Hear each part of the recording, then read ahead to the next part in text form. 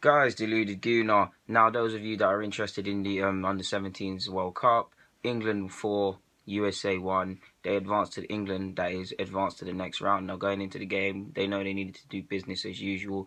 USA, you saw the cracker they scored in their last game where you saw what he did, so it wasn't going to be an easy game.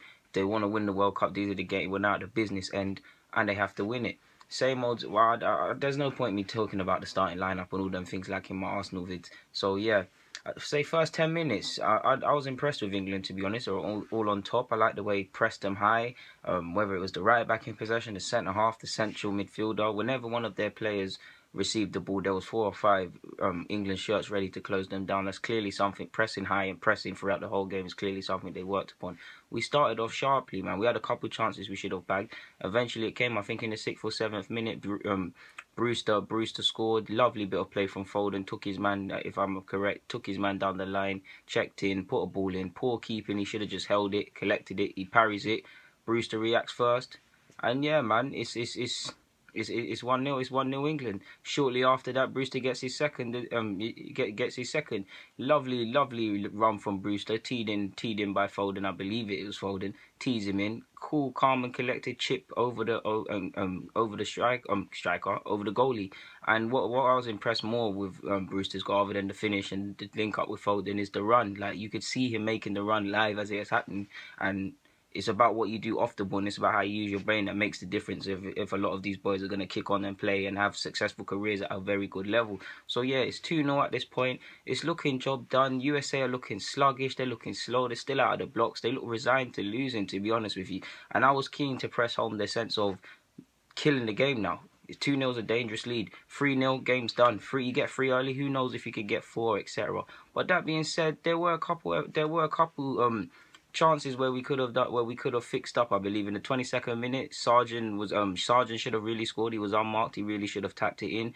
Throughout the whole game, both sets of sides clearly have problems marking from set pieces, because Latibeaudiere for England, for us, was for almost every corner he was unmarked and getting ahead on it. And likewise, a lot of their men were being unmarked from set pieces and corners. Against, if Brazil or whoever go through, or whoever these strong sides are, you can get away with it versus America as you did today. You might not get away with it versus the bigger sides. So yeah, man, USA really took until, I'd say, up until the 40th minute.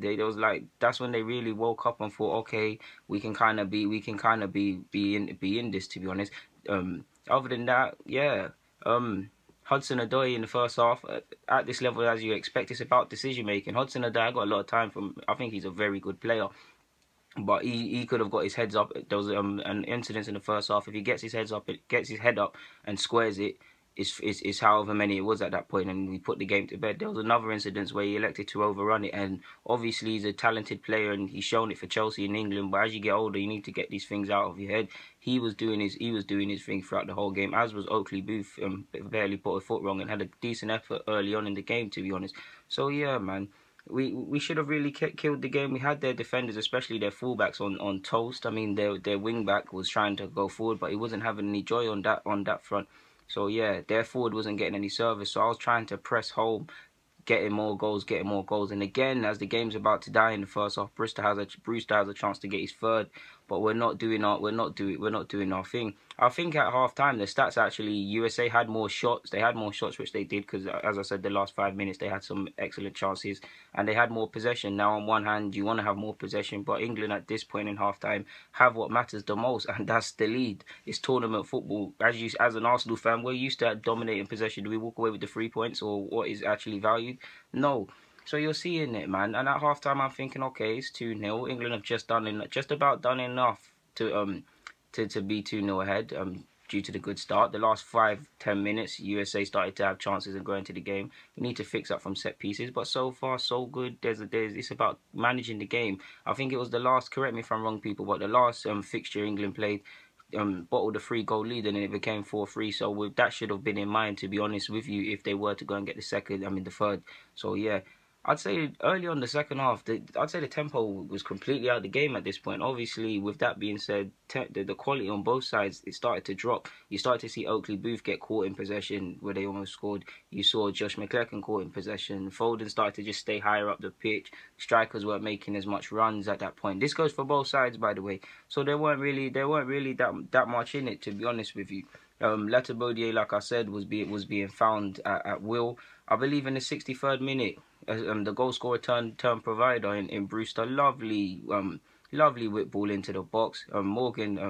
Morgan Gibbs White unmarked. It's a lovely run. He keeps running, and as a young player, that's what you need to be thinking ahead, expecting stuff. You need to be pessimistic. You need to expect whoever is in the box at the time not to make it. But he was the only one that made the run, and he puts it in. And it's 3-1 at this point, and you think now it's insult to injury. The game's somewhat done, but no, there was a late twist. Sargent eventually scored for America. Eventually put it in. He's a player I rate quite, and I don't want to say rate highly because we need to see how it develops. But considering he was 16, 17 at the under-20s championship, because I remember him, he done his thing, and you can go on that based on the fact that he played at a more senior tournament. You could say he was one of the more experienced players in this, and yeah, he needed to take responsibility. He scored his goal. I think he joins Werder Bremen in January. So yeah, Rashford, they look the same, but he's not Rashford. Brewster obviously scored a penalty to get his hat-trick and make it 4-1 in the end of the game. But yeah, all in all, oh yeah, at 3-1, I'm sorry, I was actually thinking, okay, was it against Mexico, whoever, where it ended up being 4-3, like I said earlier. I'm thinking, okay, now is a chance for you guys to learn from this, to manage out the game. I know you're young players and you don't get injured like that, but avoid any injuries. Avoid doing any dumb-ish, basically. 4-1, what can I say? Done it against America. I don't know who England play next, but you've got to be confident. You really have to be confident. They're here. Gomez didn't play. We didn't start. Sancho ain't there. Their star man. That was the fans were going crazy for him, and he was the talk of the town, and they still had a convincing win. I was impressed with, obviously, Brewster got 3 goals, 1 assist. I was impressed with Oakley Booth. Hardly put a foot wrong. Oh, the only one I have to date is in the second half when he lost it. Apart from that, he didn't lose it any other time for me. I think Josh McClellan, George, I keep saying George McClellan had a good game. He had a decent game. Probably not the best of his games, but he caught my eye. So yeah, Hudson-Odoi, he didn't have the best of games, but he worked his socks off and he stressed out his fullback. He had his fullback on toes. So yeah, man, England did their thing. England 4, USA 1. Job done, innit? Nothing more to be said on that. Guys, I'm signing out. Thank you very much for watching.